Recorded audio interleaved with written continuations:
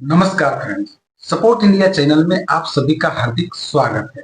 Friends कैसे हैं? जैसे भी होंगे, जहां भी होंगे, मस्त होंगे, अपने लाइफ में व्यस्त होंगे। फ्रेंड्स बात करते हैं सागा ग्रुप सोसाइटी की। सागा ग्रुप सोसाइटी में जो है 7 सोसाइटी का जो है पैसा लेके भाग चुका है।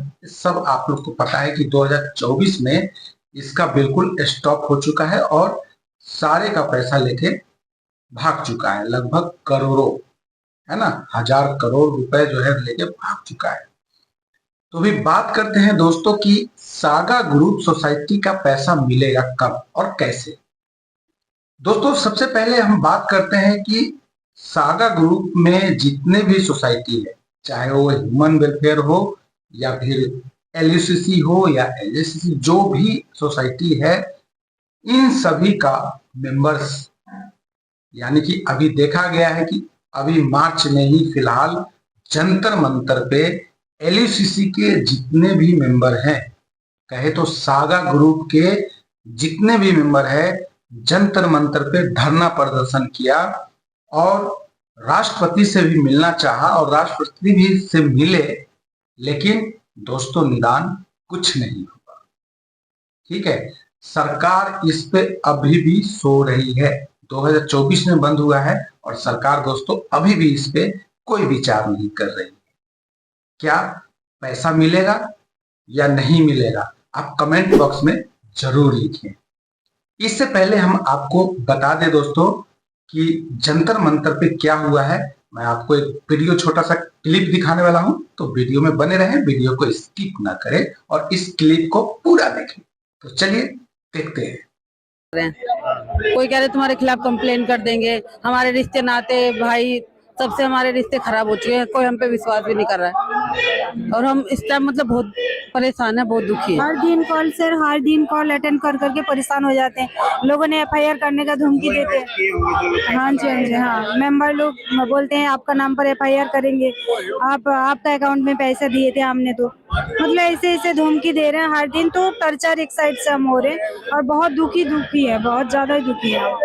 तो सर हमने पैसा इसलिए लगाया था कि हमें बताया गया था कि सरकारी है, गवर्नमेंट है, इसलिए हमने इससे जुड़े थे और अपना पैसा लगाया, लोगों का अपना प्लॉट भी बेच के लगा दिया, किराए पे रह रहे हैं हम।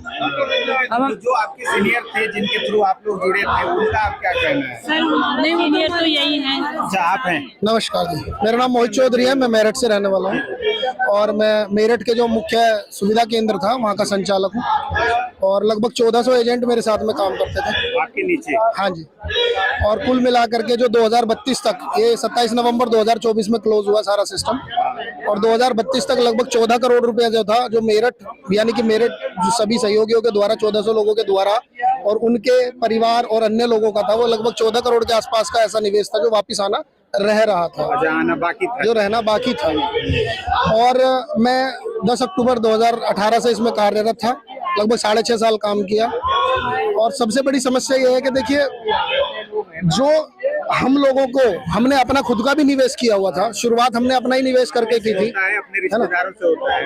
हाँ, अपना निवेश किया हुआ था। उसके बाद फिर हमने अपने चाचा, मामा, ताया, फूफा, इनको सभी लोगों को, रिश्तेदारों को बताया और हम बिल्कुल प्योर माइंड से काम कर रहे थे, अच्छे तरीके से काम कर रहे थे। किसी का अगर 100 रुपया आया तो उसका समय से जमा कर दिया, उसको रसीद दे दी, उसका जमा करके, सारी चीजें हम कर रहे थे। और हमने क्यों किया? क्योंकि कृषि मंत्रालय का ठप्पा लगा हुआ था, है ना। सेंट्रल CRCS की वेबसाइट पर हमने चेक किया। इसके अलावा हम उत्तराखंड की अन्य कई ब्रांचों पर गए, हरियाणा में कई ब्रांचों को विजिट किया हमने, जहाँ पे हमने ATM लगे हुए देखे। ATM लगे हुए आने का मतलब क्या है, आप समझे कि सरकार का उसके अंदर RBI के थ्रू ही है, हो सकता है। अब मेरा स्टेट बैंक का मैं कार्ड लगा रहा हूँ LUCC के ATM से और मैं पैसा निकाल पा रहा हूँ, PNB का कार्ड लगा रहा हूँ, पैसा निकाल पा रहा हूँ, इसका मतलब क्या है? वो RBI से कनेक्टेड है। तो यहाँ आकर के हमें बहुत जो है कॉन्फिडेंस बिल्ड हुआ कि हाँ, फुल प्रूफ सिस्टम है, कृषि मंत्रालय के अधीन है, RBI ने इसको ATM की जो है परमिशन दी हुई है। तो हम लोगों ने फुल फ्लैज काम किया। नई जनरेशन थे अच्छे, जो उसके साथ में मैं एज अ लेक्चरर रहा हूँ एक यूनिवर्सिटी के अंदर 6 साल और लगभग 7-7.5 हजार बच्चों को पढ़ाया हुआ है मैंने, जो सिविल इंजीनियर है आज के डेट में। वहां से जी, मैं हापुड़ पिलखवा बाईपास पे यूनिवर्सिटी वहां पे रहा। वहां से फिर मैं इस सिस्टम के अंदर जब आया और सारी चीजें हमने देखी उसके बाद फिर हमने काम किया, जब हमने एटीएम देखा, कृषि मंत्रालय का ठप्पा देखा और सीआरसीएस की जो वेबसाइट है वहां पर चेकआउट किया, उसके बाद हमने काम करना इसके अंदर शुरू किया। सीनियर्स ने हमें मोटिवेट भी किया, हम भी जगह जगह जाते रहे, सारी चीजें हमें क्लियर होती रही। और कहीं ना कहीं ये कि भाई आप अच्छा करेंगे तो आपका परिवार का स्तर बढ़ेगा, गाड़ी घोड़े होंगे, आप अपने परिवार के लिए अच्छा कर पाएंगे। और कहीं ना कहीं हर किसी, बहुत सारी महिलाएं, मेरे ग्रुप में बहुत सारी महिलाएं हैं जिन्होंने अपना खुद का घर से जो भी जेब खर्च था कैसे कैसे करके अपने बच्चों का पेट काट काट करके उन्होंने पैसा जोड़ा, और वो छोटा छोटा 200, 500, 1000 का खर्च जोड़ करके। और ऐसी भी महिला है जिन्होंने झाड़ू पोछा लगाने के बाद फिर इसमें पैसा जमा किया है। तो वो सिर्फ और सिर्फ उसका कारण क्या था, हम लोग भी कॉन्फिडेंस से क्यों कह पाते थे, कृषि मंत्रालय का ठप्पा और एटीएम आरबीआई के कारण। तो वहां हम कह पाते थे कि हाँ भाई आप अच्छे से काम करें, कोई समस्या नहीं है। तो अब आपके ऊपर जो लोग हैं वो कनेक्शन में है कि नहीं है? जो मेरे ऊपर है वो एक मतलब आर्मी से रिटायर्ड पर्सन थे, हरियाणा से थे, और मतलब अब वो कनेक्ट नहीं है, बिल्कुल भी कनेक्टेड नहीं है, डिस्कनेक्ट हो गए हैं बिल्कुल। आके जाका भी नहीं है, ना पूछा है कोई परेशानी तो नहीं है, कोई दिक्कत तो नहीं हुई है। और कहीं ना कहीं हम लोग जो प्रताड़ित हो रहे हैं वो सामाजिक तौर पे भी हो रहे हैं, मानसिक तौर पे इसलिए क्योंकि आप ये देखें, मैं लगभग पिछला मैंने जो भी 14-15 साल में मैंने कमाया था वो सभी कुछ इसी में लगा हुआ है। एक सिस्टर की शादी के लिए मैं पैसा जोड़ रहा था, अब 18,70,000 मेरा इसके अंदर निवेश है। 2 लाख रुपए सिक्योरिटी के तौर पे जो सुविधा केंद्र के लिए दिए हुए हैं, ठीक है। और ब्रांच जो हमें सुविधा केंद्र था उसके अंदर रिनोवेशन वगैरह करा के 6-7 लाख उसमें लगाया। मोटा मोटा 28-30 लाख रुपए से नीचे हूं मैं, और जो मैंने पिछले 15-16 साल में जो भी कमाया है वो सब कुछ इसमें चला गया। ये तो पैसा है, जो मान सम्मान खत्म हुआ है लोगों के बीच में, जो मेरे सभी एजेंट थे जिनके साथ में परिवार के जैसा उठा बैठ थी, वो बिल्कुल समाप्त हो गया। इसके अलावा जो हमारे पारिवारिक संबंध थे, चाचा मामा ताया सब, मतलब आप समझ लीजिए कि मानसिक तौर पे हर दिन एक नया स्ट्रगल है। और अपने आप को संभाल पाना ही बहुत बुरा, मतलब अगर कोई संभाल पा रहा है तो मानसिक तौर पे वो बहुत ज्यादा अपने आप को संभाल रहा है तब जा करके, नहीं तो बहुत से लोगों ने फांसी तक लगा ली है। सोल्यूशन तो खैर नहीं है, लेकिन में जो लिक्विडेटर हैं जो ज्वाइन हुए हैं मार्च में 2025 में हुए हैं, वो भी कुछ कार्रवाई नहीं कर रहे हैं sir. Sanjeev Kumar Rai ji sir, IAS Sanjeev Kumar Rai ji, इसमें जो है परिसमापक के रूप में इसमें नियुक्त किया गया था। 3 मार्च 2025 में उनकी नियुक्ति हुई थी। 3 मार्च 2026, अब पूरा 1 साल हो चुका है। बार बार हम जाते हैं क्योंकि मेरठ में ही है वो, उनका जो कार्यालय है वो मेरठ में ही है, मंडल कार्यालय। तो हाँ, डिविजनल ऑफिस वहीं पर है। हम कम से कम 40-45 बार उनके पास जा चुके हैं पूरे 1 साल के अंदर।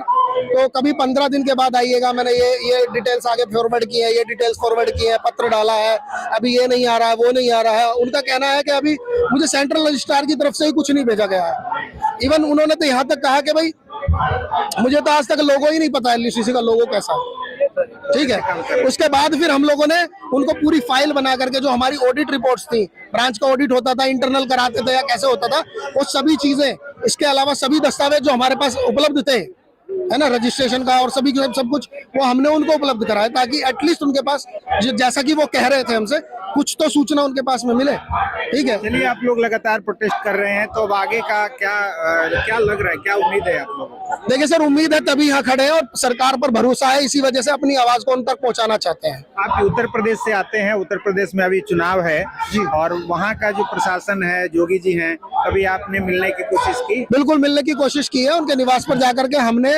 अपने एक सहयोगी हैं जो कि योगाचार्य हैं, आशीष शर्मा जी हैं, और योगा में काफी प्रतिष्ठित रहे हैं, वर्ल्ड रिकॉर्ड्स है उनके नाम पर, उनके माध्यम से हमने उनके निवास पर पहुंच करके और अपना सभी डॉक्यूमेंट्स वगैरह सब कुछ जमा कराया है। पर्सनली गए हैं वहां तक भी, यानी कि ऐसा नहीं है कि हमने कहीं तक कोशिश नहीं की।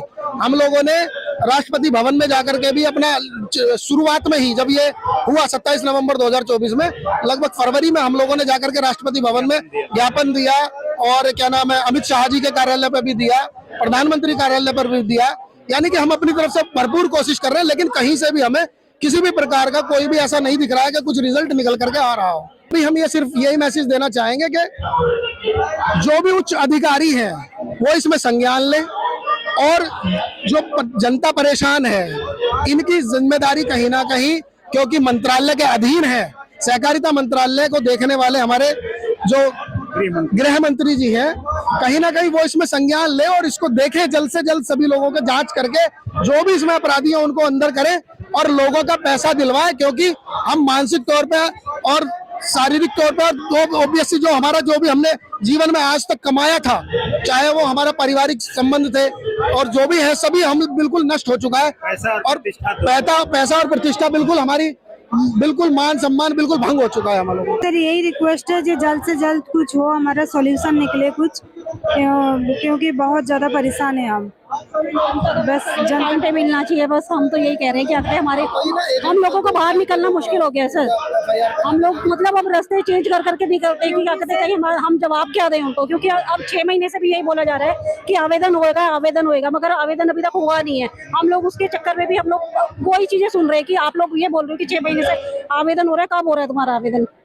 यही चीजें हम लोगों को सुनने को मिलती है। एजेंट को काफी सारा सुनने को मिल रहा है, धमकियां दे रहे हैं एजेंट को। हाँ, एजेंट लगाया, परेशान भी एजेंट दिए। हाँ जी सर, इसलिए हम सरकार से करते हैं कि हमारा जल्दी से जल्दी पैसा वापस करा दो, बहुत परेशान है, बहुत ज्यादा। सर मेन चीज है क्या कि सरकार के नाम पे लेडीजों को मूर्ख बनाया गया है। मतलब ये सहकारिता मंत्रालय में रजिस्टर्ड है, सब कुछ ऐप पे क्लियर दिखाया गया, तो एक बिलीव सिस्टम आया कि हाँ चलो हाँ रजिस्टर है, तो लिक्विडेटर भी अपॉइंट किया गया है सर। तो इसका मतलब है कि सरकार की नॉलेज में है, जब है तो इतनी लापरवाही क्यों?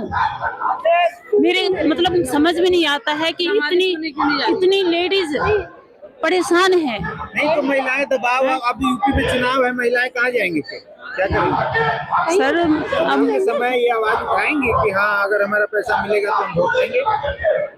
सर नहीं करेंगी। हाँ, जब आपको आएगा तो वहाँ आप लोग फिर क्या करोगे? आप लोग तो फिर राष्ट्र बचाने में लग जाओगे ना। सर यही होते आ रहा है। वही होते आएगा तो फिर आप एक ही जगह बचाइए, आप या तो राष्ट्र हित सोचिए, अपना हित भूल जाइए। सरकार ये यही कह रही है कि आप राष्ट्र हित सर्वोपरि, राष्ट्र हित का आप ध्यान रखिए, अपना हित भूल जाइए। तो बता, जब हम ही नहीं रहेंगे तो राष्ट्रहित, हम ही नहीं रहेंगे तो राष्ट्रहित कहाँ से करेंगे?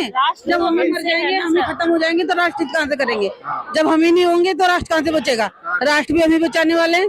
बिल्कुल, तो ये बात चुनाव के समय समझना चाहिए कि अगर हम हैं तो हम तो राष्ट्र है और राष्ट्र का हित तभी है जब हमारा हित हो।